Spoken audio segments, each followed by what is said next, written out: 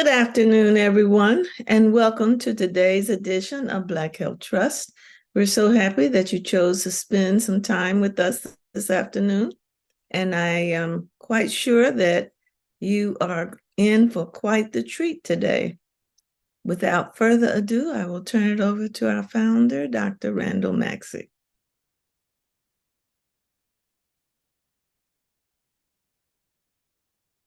Who is on mute?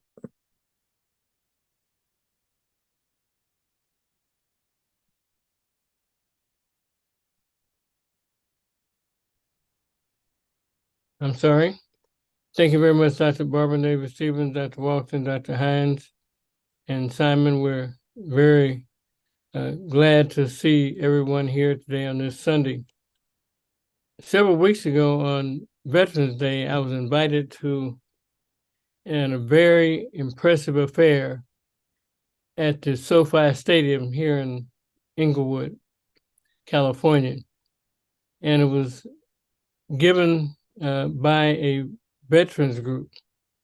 And on the stage, it's the first time I had seen 5 Black flag officers. My host was a retired 3-star admiral. There were on the stage 4 3-star generals, including a female general pilot. And after they got finished speaking about their experiences, and this was an affair to honor President Truman integrating the armed forces.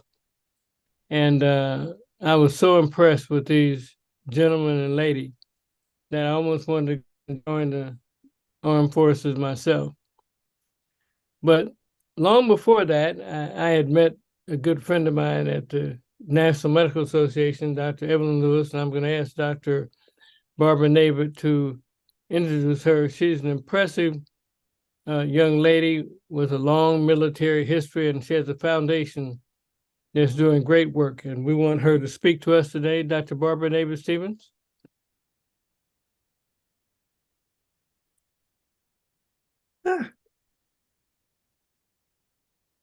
Technology. Thank you, Dr. Maxey. It's my great honor and pleasure to introduce our speaker this evening. She is someone who I would like to see held up to Black children so that they can understand the heights that we can achieve, because her life is just jam-packed with triumph. Dr. Evelyn Lewis earned her medical degree from the University of Health Sciences, the Chicago Medical School, Roslin University of Medicine and Science, and completed a residency in family medicine at Naval Hospital, Jacksonville, Florida. She completed a faculty development fellowship and earned a master's degree in social and behavioral sciences. She completed a 25-year career in the Navy, and since that time has co-founded the foundation that Dr. Maxey referenced. It is called Warrior Centric Health, LLC, and she is currently the Chief Medical Officer, President, and Chairman of Veterans Health and Wellness Foundation. She has participated in numerous activities and spoken to many, many groups. I really would have to take, I think, our whole hour to go through her complete bio. But without further ado, I would like to turn the program over to Dr. Evelyn Lewis. Well, thank you all very much for the invitation to be here today, and more appropriately, the interest in learning about the foundation. And make a little bit of a correction there. The foundation is the Veterans Health and Wellness Foundation. Warrior Centric Health LLC is a company that I co-founded that does some additional type of work with civilian physicians who care for veterans in their practices. But today's focus is that of the foundation.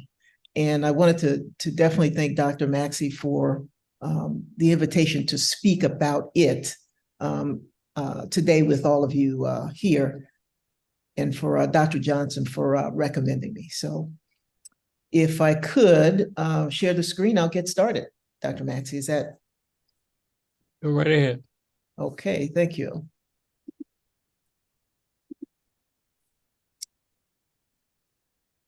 So as I mentioned, I'm going to be talking about the Veterans Health and Wellness Foundation, which you can see here. Let me get all of the, okay, there we go. Can you all see the entire slide? Okay, great. So I'm a really large fan of Simon Sinek, who believes in, when you're beginning to talk about things that you do, the place to begin is why you do them.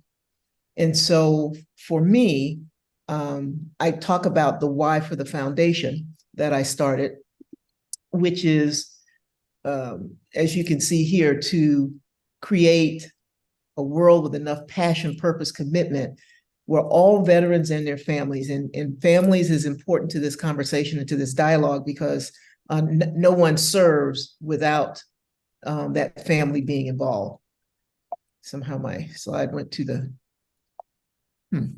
next one. Can we go back on that? I'm not sure what happened or why that. I think you have to click the back button, your back button. Okay, thank you.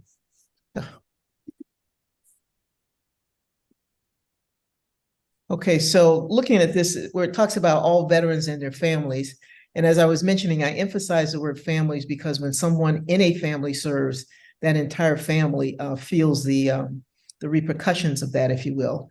And it's such that they can live healthy and well lives undiminished by their service-related health concerns. And that part is very, very important, because that is the reason for this. The reason for the foundation, the reason we do what we do, is because of the health-related concerns that they often have that are not being addressed.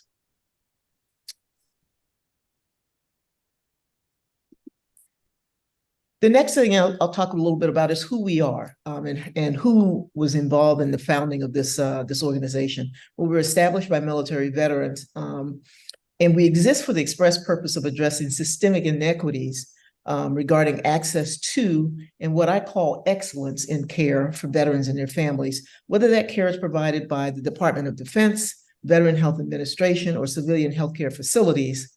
And it's important, that last one, civilian healthcare facilities, because the vast majority of veterans get their care outside of the VA and outside of DOD.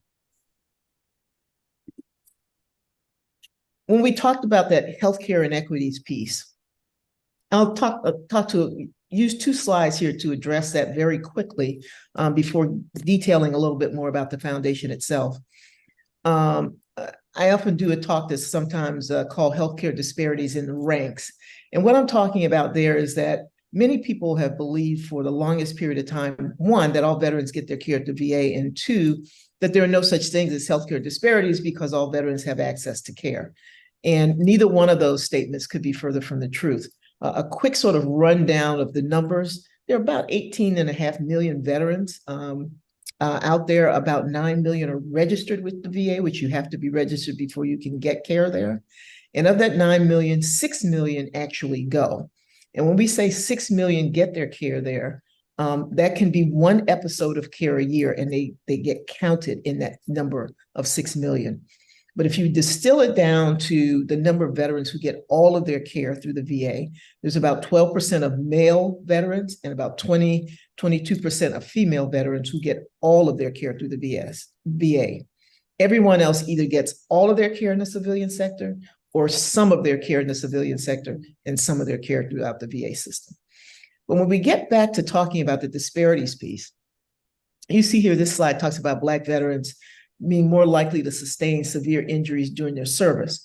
And it just sort of gives you a little bit of an overview of what that looks like.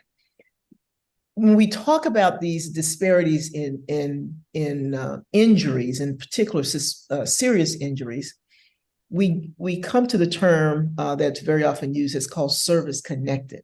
And what that means is that a veteran has sustained an injury while serving, or had an injury or illness when he got into the service or she got into the service, and that injury or illness was made worse while they were serving their country. So that's what service connected means. And so you can see from this slide right here that because of the types of jobs, et cetera, that Black veterans have, they're more likely to have more severe injuries. And you can see here when they file for their service-connected disability claims, when you see 10 to 20% disability, you'll see whites are higher than Blacks. When you get to 30 to 40%, Blacks tend to be just a tad higher. When you get to 50 to 60%, whites are a little bit higher than Blacks, but when you get to 70+%, you can see that about 31% of Black veterans have disability rating of 70% or higher, which is significant. The problem with that comes in with this next slide when we talk about disparities. This was a study done by the U.S. Government Accountability Office. And again, I use it as a fulcrum to talk about healthcare disparities in the ranks. You can see VA disability compensation approval rates for initial claims by race and ethnicity. And these are the latest years, 2010 to 2020.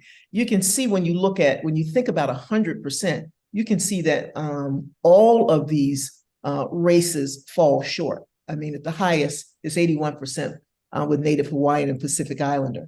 However, when you think about Blacks having the highest rate or percentage of service-connected disability claims, yet the lowest approval rate for those claims, you can see where this creates a very big hardship and disparities in care for African Americans, because only 61% of those claims are approved.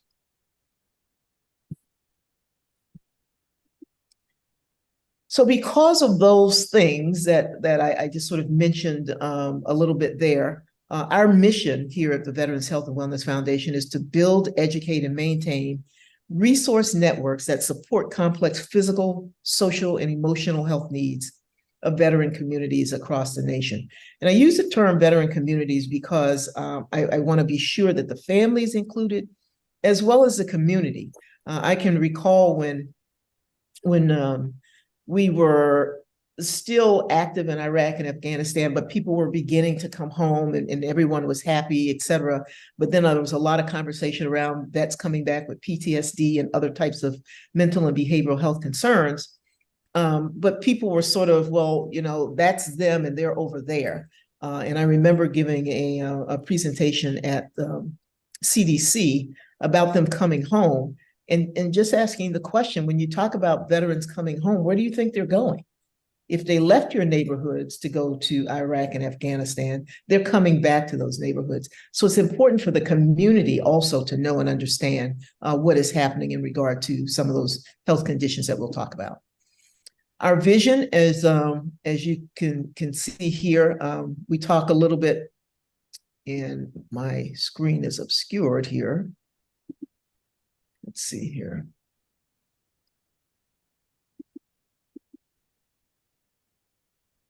Can't get that to move over so I can see the entire screen. But anyway, you can read there what it talks about in terms of what our vision is.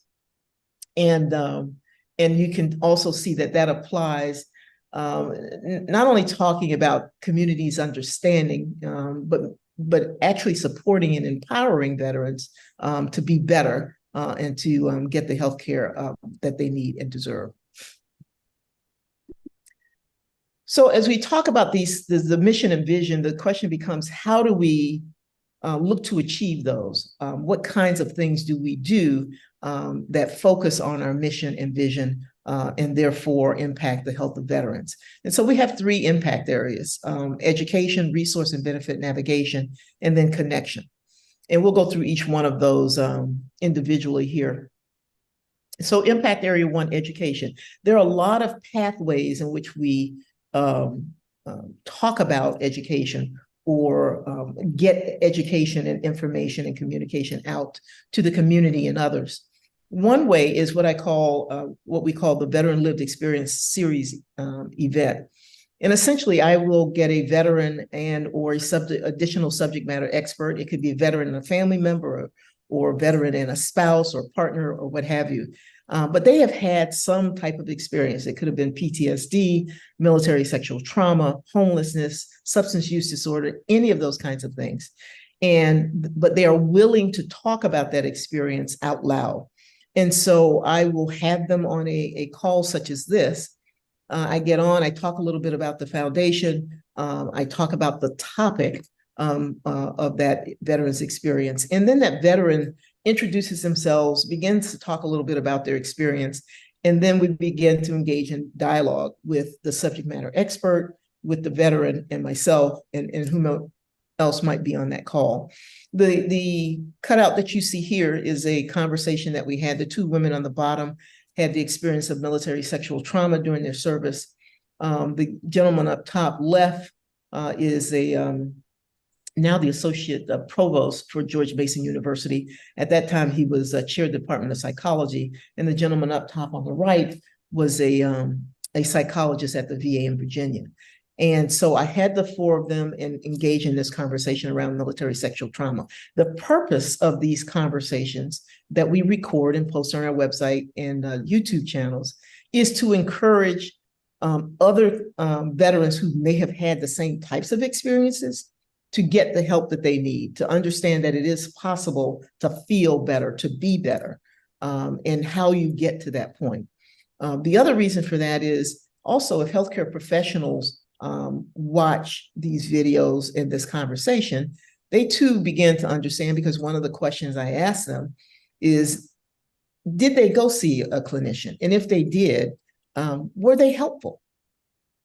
If they weren't, why not? And oftentimes, regardless of how good we think we are and how much we think we're helping, we may not be. We may be prohibiting more than we are enabling.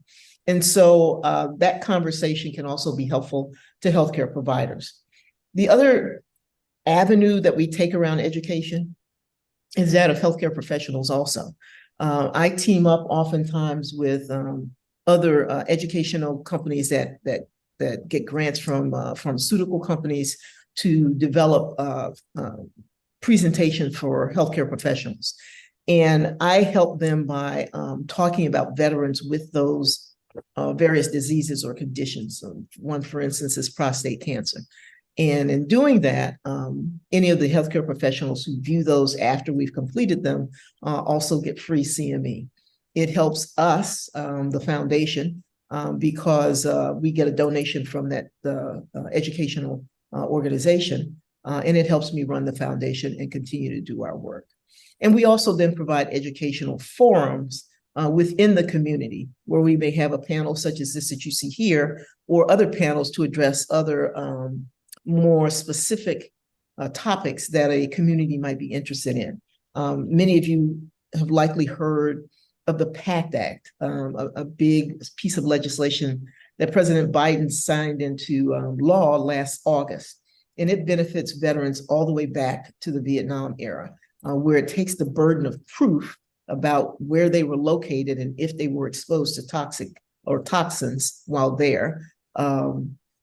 And it helps them if they have any of the presumptive conditions that are associated with those exposures. And so we can have a whole forum on that in terms of encouraging veterans to go ahead and register and get signed up as someone who were in those areas. There's a whole list of them, in addition to the presumptive conditions that a veteran might have because of those exposures. Impact Area 2 is resource and benefits navigation. And so because we're focused on health and wellness, there are a number of other elements, if you will. We all primarily refer to them as the social determinants of health that we know impact one's ability to get healthy and stay well. And so we don't focus on the vast majority of those, like finances and employment and housing, those kinds of things, because they're huge, they're massive. So our area, our lane is health and wellness. And so, and benefits navigation. Benefit navigation is our helping veterans navigate the system to file those claims that we talked about earlier on. And if those claims are not approved, to help them refile, help them gather the information they need, help them walk them through that system that is often very, very difficult to navigate. On the other side of that, when I mentioned the social determinants of health, things that interfere with one's ability to do that navigation, we have a tool on our website that you can see a still shot of here. Maybe at the end, if we've got any time, I can demo it for you relatively quickly. But you go in there, you put your zip code in, and if you're someone who needed food, say you lost your job and your family, you needed to get some food on the table for the next week until you could get some money or another job or pay or what have you. And so you can go to this tool on our site, put your zip code in, and you'll see that toolbar come up that has those various categories. And if it was food that you needed, if you clicked on that, it would say, do you need food delivered, food cooked, money for food, you know, a number of different things like that. And let's say you needed money for food. If you clicked on that, there would then be another drop-down menu, and off to the side would be all of the places in your zip code that could provide money for food to you as a veteran or as a family member. You do not have to be a veteran to use this tool. It's available to anyone who comes to our site, and it is also free of charge, as is anything we do for veterans who come to us for help. Our feeling is that they have already paid for this, and so they are never charged for any of the services that we offer. Impact Area 3 is connection. And what we talk about there is, I use this concept called the neighborhood. And the way I try to explain that is, if I get you to think about a subdivision where it's typically a lot of land, a developer comes in, he cordons off different lots, people come in, they drive through, they like the way things look, they buy a lot, they build a home, and pretty soon you've got a neighborhood. And so that's what we're building here at the Veterans Health and Wellness Foundation, is a neighborhood. And the neighborhood consists of companies and organizations that can either support or supply services that veterans may need to use at any point in time. They come to our site, they will see, as you see here on the right-hand side, Rutgers, you see the American Diversity Group, you see Serving Together. Those logos are in the neighborhood, quote unquote, the houses. And so if they hover over that logo, a paragraph comes up and talks about that organization and kind of why they're there, if you will. And if that veteran has an interest in that, they can click on that logo and it will take them directly to that website. And so that's how they can get connected with other organizations or people, businesses, or what have you, that could potentially offer them some support or help, depending on what they may be in need of. And just like in any neighborhood subdivision these days, there's a HOA fee, and that again is how we get funds and resources to support the work that we're doing. Let's see. So we have the neighborhood, and then we have partners also. We have corporate and business partners, as you can see to the far left there. Academic partners, George Mason University, Rutgers, Rosalind Franklin. One of the big ones that's well, Rutgers Robert Wood Johnson is there. What I will say about them, they've been a partner for probably the longest here. And it's been about 10 years that the information that I talk about when I'm talking to healthcare professionals, as well as in communities around the injuries, illnesses, and diseases of veterans that they are associated with their service. I provide like a half-day workshop, and we've been doing this at Rutgers now for almost 10 years, actually 10 years this year, where we speak to students, an interdisciplinary group of students, medical students, nurses, case managers, pharmacists, and you name it, PAs, all of them, typically about 400 or so students. And this is a segment, it's a snapshot of sorts, but it's a segment that helps them better understand why it's important as they work with patients in their care to ask them, are they a veteran? Have they served in the military? Those kinds of things, because it is important to have that as an element of the social history to better understand how to provide care or what they may need to do perhaps sooner for that patient than they would someone who had not served. I often use myself as an example. I retired in 2003, and it is now 2023, and I've never had a healthcare provider ask me that question. Other health and wellness type partnerships we have are No OCD. Many of you may know that PTSD and OCD are commonly co-occurring. The American Diversity Group is another group that does a lot of very well-organized health fairs, and we have partnered with them. They serve a lot of migrants and what have you, and immigrants into the country, but they asked if we wanted to partner with them, and they provided all of the nurses services and blood draw services and all of those kinds of tests, while we provided more of the service connective pieces that veterans needed. Signing up for the PACT Act, understanding how to register for care at the VA or if they qualified. So we did those portions, and so it came together very, very well, and has proven to be a great partnership that we continue to this day. Some spotlight partnerships, as we are all well aware, there are quite a number of veterans who have issues with substance use disorders and other mental and behavioral health co-occurring conditions. And so we had originally partnered with an organization called BRC, Bringing Real Change, located in Austin, Texas. And their focus was on substance use disorders and what have you. And they have subsequently been doing some reorganizing. And so next week, actually tomorrow, I'll be leaving to go back to Austin to meet with the Foundation Stone family of programs.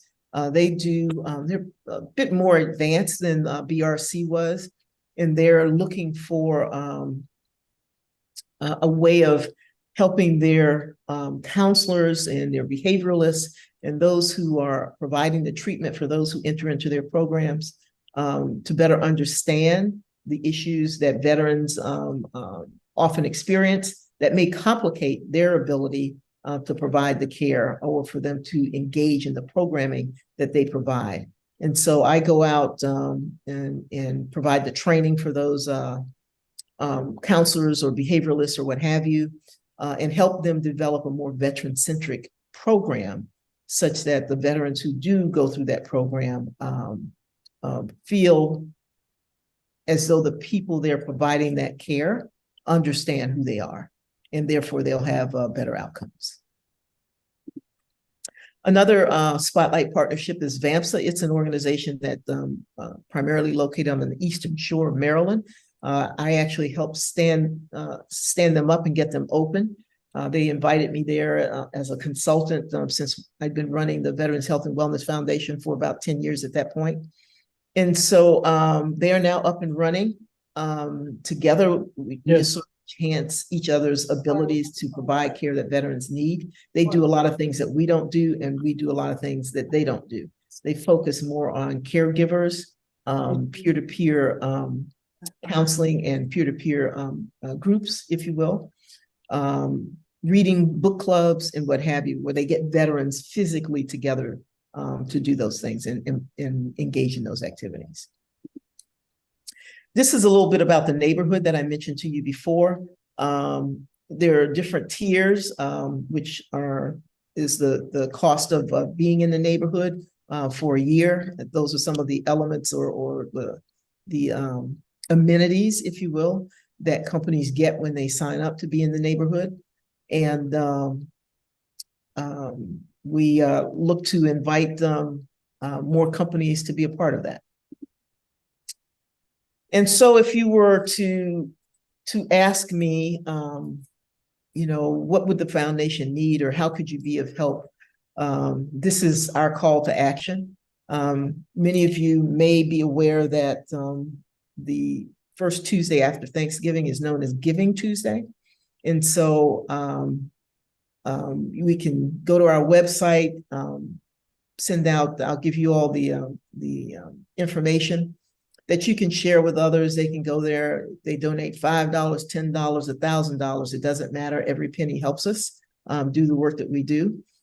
Sponsors for the neighborhood, for other companies and organizations who want to be there, i.e. buy a lot in the neighborhood, so that, again, they can experience what it is like to work with and serve veterans through the work that they do.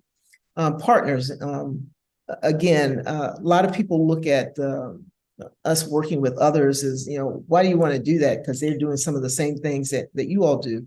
And I tell them there's too much work to be done to worry about competition. That's not the work that we're in. We're in the work of servicing veterans and ensuring that they get what they need. And then board members and what we call ADCOM, or advisory committee members. I'm recruiting both at the moment. And so if you are interested or have any questions about what that entails, please feel free to give me a call, contact me at my on my email or phone, which I'll give you both of those. I can put them in the chat if you will. And we can go from there. But I think that was my last slide, and unless you all have questions for me. Yeah. Thank you so much, Dr. Evelyn Lewis. I really appreciated that. I'm going to start with a question. When I look at TV, I always see something come on about wounded warriors. And what I see on TV, I only think that Caucasian men are wounded warriors. They rarely, if ever, have anybody of color that's wounded and being helped by those foundations. But I also looked at that second slide you had, and maybe comment a bit more why we tend to have more injuries that are service connected. Are we being, I hate to say it, used as cannon fodder? What's the reason for that? Well, a lot of it has to do, again, with the type of jobs that we have. If you were to look at a slide that talked about enlisted versus officers, the vast majority of Blacks who serve in the military are not officers. They are primarily enlisted. They may be senior enlisted, but nonetheless, that's where the work gets done. And so when you talk about jumping out of off of trucks with 100+ pounds of gear, and the exposure to various trauma or combat when they're serving in various areas, we tend to have more or higher exposures to that. That one of the first studies that demonstrated some of that was the study that was done in the Vietnam era, where it was determined that Blacks had higher rates of PTSD than their Black counterparts. And a lot of that had to do with their exposures to trauma, the kind of things that they were told or directed to do, the type of jobs that they had, et cetera. And so that's why you see that.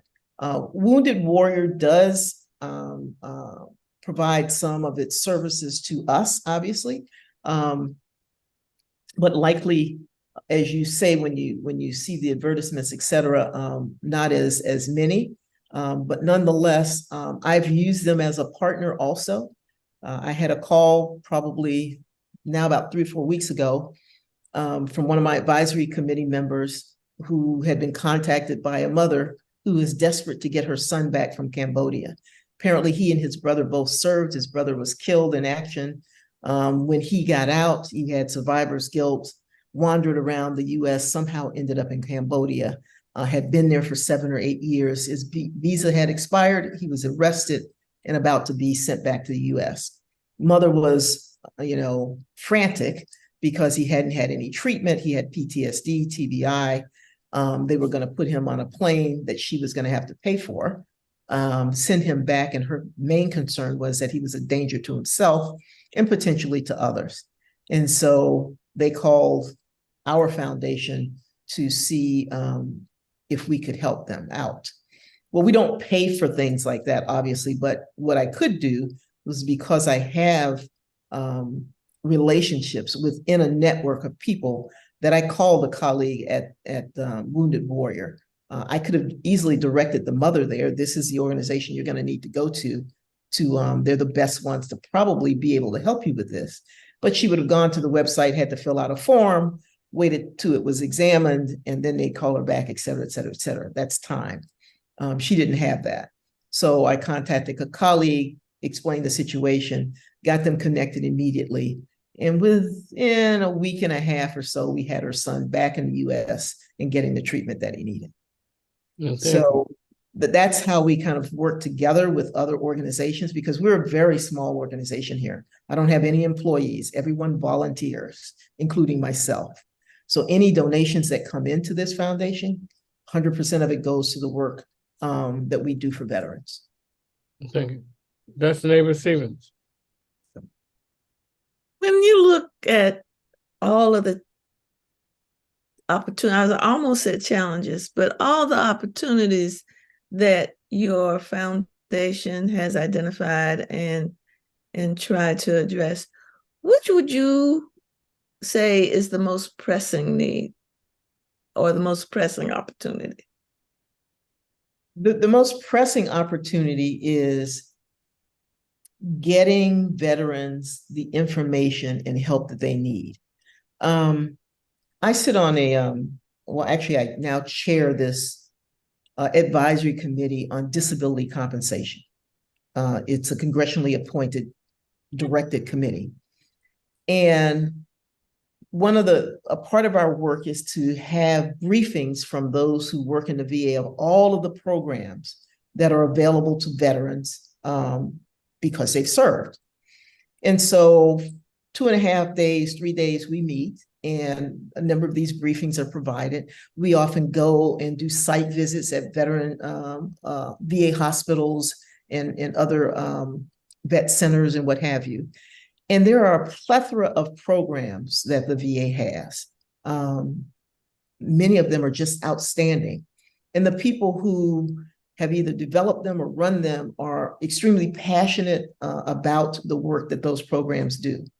But my question at the end of the day is always, as long as I've been on this committee and as long as I've had this foundation, is how come the veterans we work with don't know that those programs exist?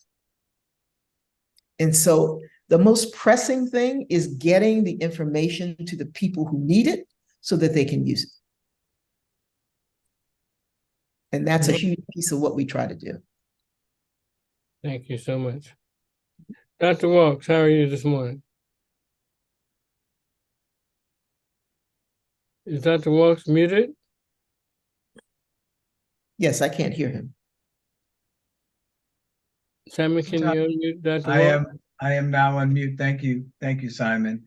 And Dr. Lawson's waiting in the wings. Evelyn Lewis, thank you. Thank you. Thank you. As a veteran myself, and as someone who has performed disability evaluations for veterans for about 20 years now, thank you. Of all the wonderful things we do in this wonderful United States of America, we could do better by our veterans. I've said that since I served back in the late 1970s. It's been a minute. I think that one of the things that you shared with us that stood out for me, that I deal with when I talk to veterans, is that, and I've hired veterans with my company and love to work with veterans, is that Black veterans don't feel the system is fair. Mm-hmm. They don't feel that they're getting the correct ratings mm-hmm. when they file for disability, as you shared with us. And it's important to note that Black veterans get turned down early. And I don't know how true this is, but many Black veterans feel that they're trying to make us give up. If they just turn everything down at the beginning, it's less work for them and they think that we'll give up. And this is a real problem, particularly with veterans of color. I served, my sister was in the Army, other sister was in the Army, I was in the Air Force. There are a lot of folks who struggle with the VA system. trying to make an appointment, trying to get somebody to answer the phone. I mean, people don't, I just want to rant for about 10 more seconds. People don't understand how hard it is for veterans to access the system. We have many organizations, but sometimes it gets down to, can somebody at the VA answer the phone for me so I can make this appointment? So I just want to thank you. Anyway, thank you. Thank you. Now, there's a lot of what you said there is, again, sort of the reason why we're here.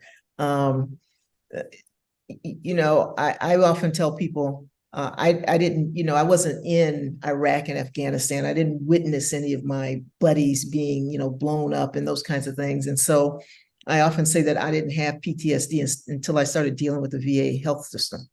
Yeah. You know, because so I can't imagine that someone who did come back from that environment or from those environments, having to fight the system when they get back. The system, the very system that said to them, if you do this, we will take care of you.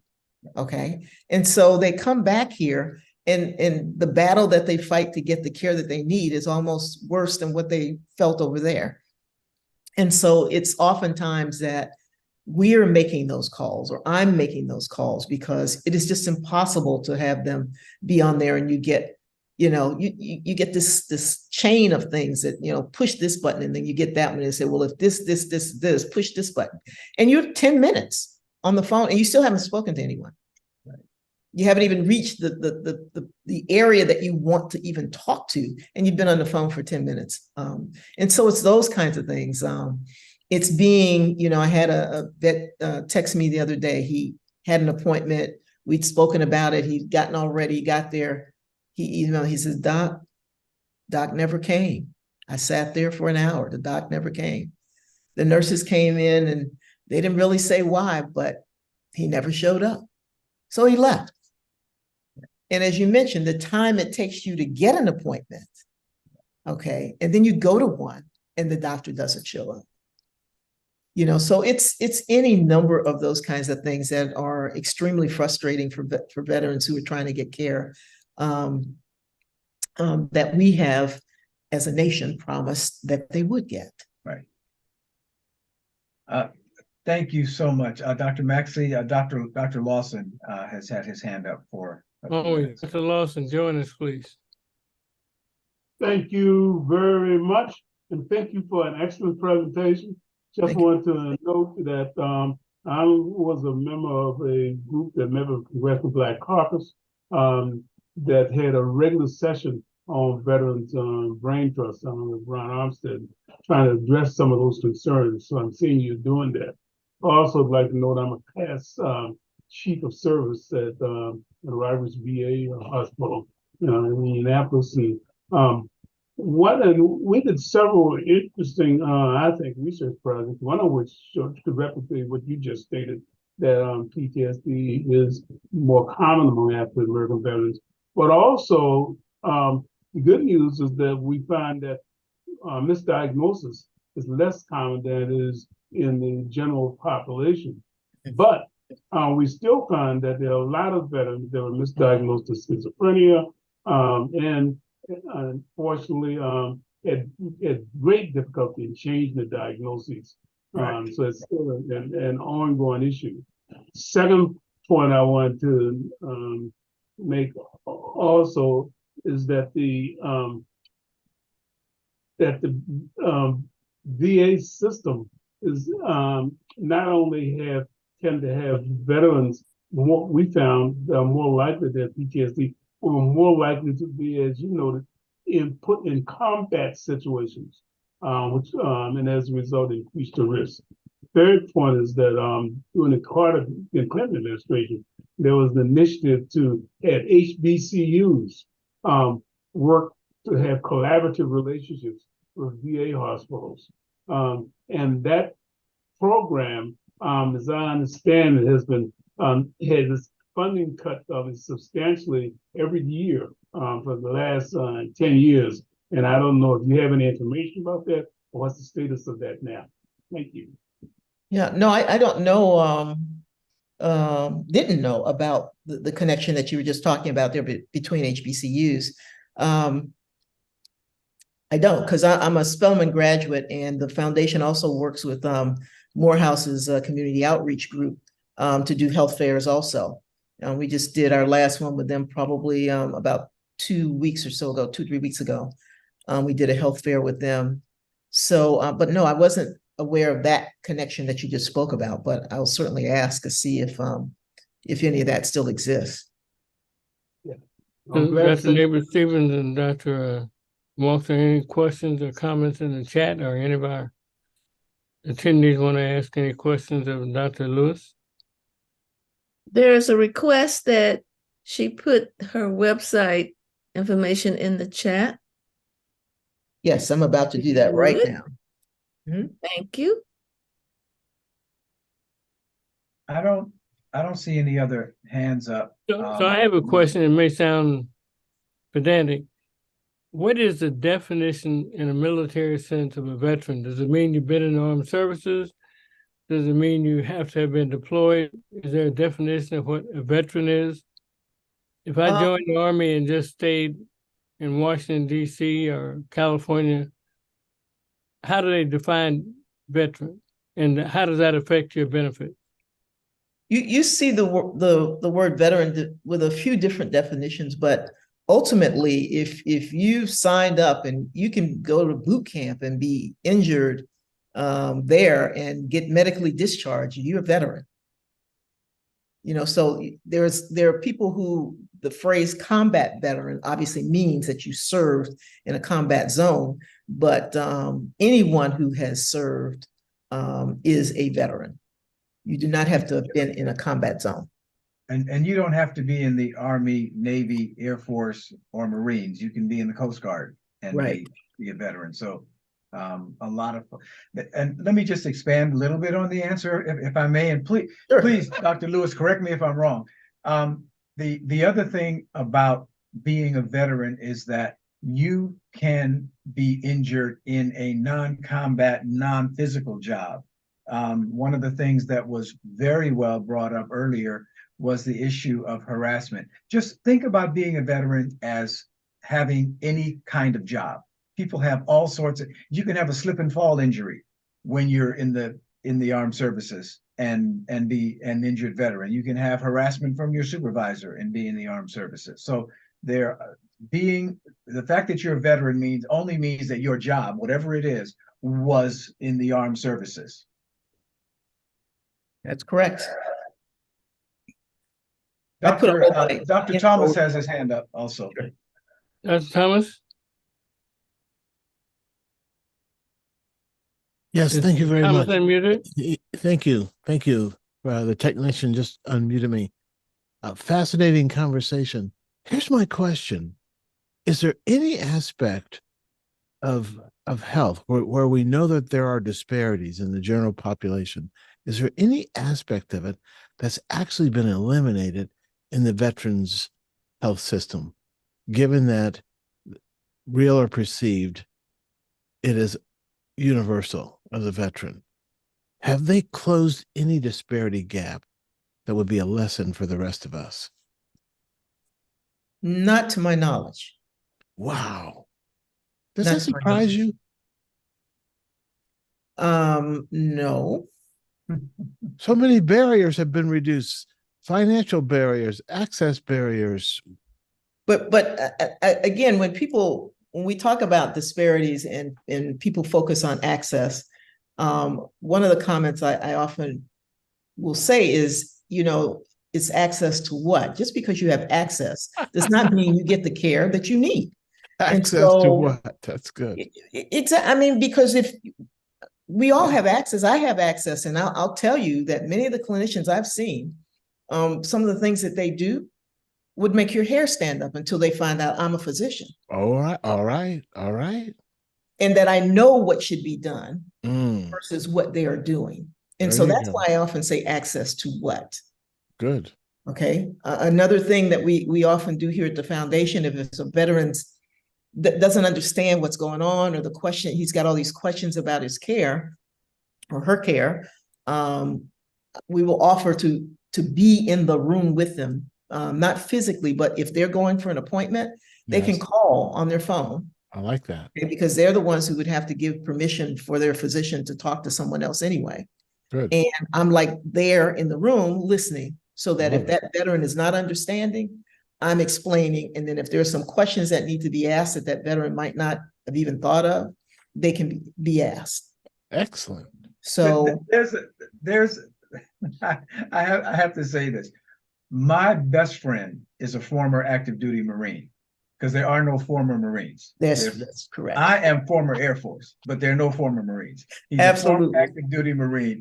And it must have been 15 years ago, I went with him to a doctor visit. And I walked in and he said, this is my friend, Dr. Walks. And to this day, he says, I have never had as thorough an exam and had all my questions answered as that time when That's you right. came with me to that appointment. Mhm. And the point I think that Dr. Lewis is making, and the reason I told that story, is that we have to, even as a physician, it's hard to navigate any healthcare Right. system. Welcome to the real world. That's Okay. Okay. is useful. Dr. Maxey allows some of us to say, my Uncle Randall is a doctor. There you go. Get him on the phone. Mhm. It makes a difference when folks think that you're paying attention and you know what should happen. And Mm, so many veterans don't have that. It's tough. thank So- you. I have a question. I don't know if it's in your wheelhouse, Dr. Lewis, but what's going on with enlistment of Black officers and enlisted people given current politics? Is it up, down, or what are we doing with the armed services? The one thing I will say, just sort of as a broad general statement, is that all of the services are not meeting their numbers, which means that they are not recruiting the numbers of people that they need at the moment. Hmm. And the other question, what was your rank when you retired? Captain Select, What? 06 Select. What does that mean for normal people? So the Navy's ranking system is the only one that's different from all of the rest of the services. You said a captain for the Army, the Air Force, the Marines, it's an 03. If you say a captain for the Navy, it's an 06. Okay. So are adequate numbers of people of color being recruited as officers or matriculating as officers? No. No. Our numbers are nowhere near the representation that we have as members of the military. Yeah. I think Dr. Walsh was a colonel. No, Dr. Walks was a sergeant. Okay. A long time ago, Dr. Maxey. I went in when it was okay to go in and get all those great GI Bill benefits and go back to school. And my story's a whole lot longer, but Friends of Watts Tower Art Center has a hand up, Dr. Maxey. Go ahead. Simon, can we get and unmute? There we go. I am. Thank you. And greetings to all of you, particularly Dr. Maxey and Dr. Walks. My name is Rudy Barbee. Dr. Walks, I was good friends with your mom and dad in Pomona Valley area during my congressional aid experience in another life. And Dr. Maxey, I'm familiar with you. I'll be working with you in the future with respect to the Black Cal Poly alumni. Oh, yes. Health conference, which is pending, and it's moving, probably be in January, and I'll share with you offline on that. Ladies and gentlemen, I have a general question regarding what is the status, Dr. Lewis, or you folks, the veterans, of a person who worked in Vietnam in the office. They dodged the bombs, they did all of that, and I guess there's civilians, but what is their status in terms of of a veteran or any type of retirement or any health benefits, what status would they be in? So are you asking if were they in uniform or were they there as a contractor? They were They were there. in uniform. They They're were veterans. I don't hired care what they government. did. I'm sorry. They were hired governmental employee in Vietnam, working in the armed services offices, But they were not in uniform. but they were not in uniform. That's correct. Okay, so they're not a veteran. Okay. So So how would would that that be apply to CIA officers who did do combat but weren't uniformed? I'm So sorry. I'd have to find out if they were the State Department or something like that, which would be outside the VA realm, right? Right. Those folks are not categorized, I'll put it that way, as veterans. Okay. Now Is they there- have is other Is there a category they're benefits. given? I'm sorry. Is there a category they're given outside of civilian that's more formal? I don't know. I would have to look that up. I don't think so. I, based on my working over the many years, they would be categorized as federal government employees, and they have access to a whole different list of Benefits. and evaluations and all of that. I do work with folks who are federal government employees that are sent to areas where they may be put in harm's way, because there are a lot of folks right now, we hear on the news about folks from the Department of State who are going different places. So they can have physical injuries, psychological injuries, psychiatric diagnoses as a result of their injuries. What I would recommend, if you're asking about a particular person that has had this experience, is to have them reach out to whatever area they would take a work-related complaint or a concern to. Yeah, another term I think that applies to them are civil service employees, if I'm not mistaken. But yeah, they're definitely different than veterans. All right, so not to belabor the point. So if you're relegated or assigned to a foreign entity, a foreign country, but you're a government employee and you work with officers, you dodge the bullets, bombs, or what have you, you're classified as a federal government employee, and you're saying that's under Civil Service Commission? Well, that's a category that a lot of folks who are civilians who work in those areas come under. Just like Dr. Walsh was just saying, though, that there are those folks have another whole set of benefits, if you will, that they have access to that are different from what veterans or those who wore a uniform have.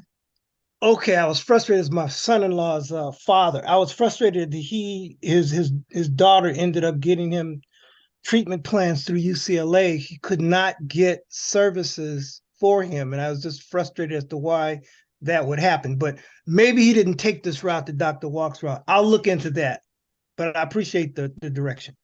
Thank you, And- Dr. Barbie. And I'll just say, the fact that you mentioned my parents without saying what a horrible disappointment I am, I appreciate that. So call me and I will help in any way I can. In respect of the parents, I reserve my conversations. They were lovely. And I remember when Dr. Walks, I remember when you got stopped in Claremont. So I go way back. Oh. Okay. All right. So I appreciate everybody. Yeah, thank you. Dr. Maxey, I think that this kind of a discussion is very important. The overwhelming majority of folks in our country are not veterans. At the same time, a lot of veterans have done a lot so that we can live the way we live. And I think that is a huge opportunity, to go with Dr. Neighbor Stevens' comment earlier.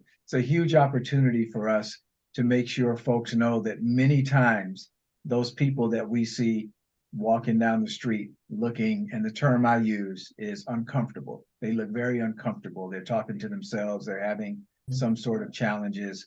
They didn't start off that way, and we should care about that. Thank you, Dr. Walk. Comments, Dr. Stevens? Well, not only are they suffering from inadequate healthcare resources, but on the street that I go down almost every weekend, there is someone walking up and down the median saying that they are a veteran and they are homeless.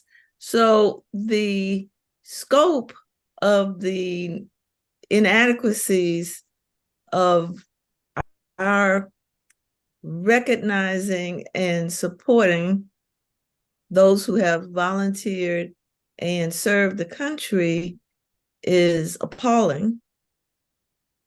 I might say maybe not surprising in this country because of the way we treat a lot of groups, but it doesn't mean that we have to tolerate it or allow it to continue. So I certainly acknowledge the great work that Dr. Lewis and her foundation are attempting to deliver to that segment of the population. And at any time, since you said your greatest opportunity is reaching out, I'll extend the invitation to you. Anytime you have a message that you want to deliver on BHT, we will certainly be more than happy. We would be honored to assist in that endeavor. Thank you. Appreciate that. I think, Dr. Lewis, would you care to have final comments? And we definitely appreciate you being here with us and sharing this very important information.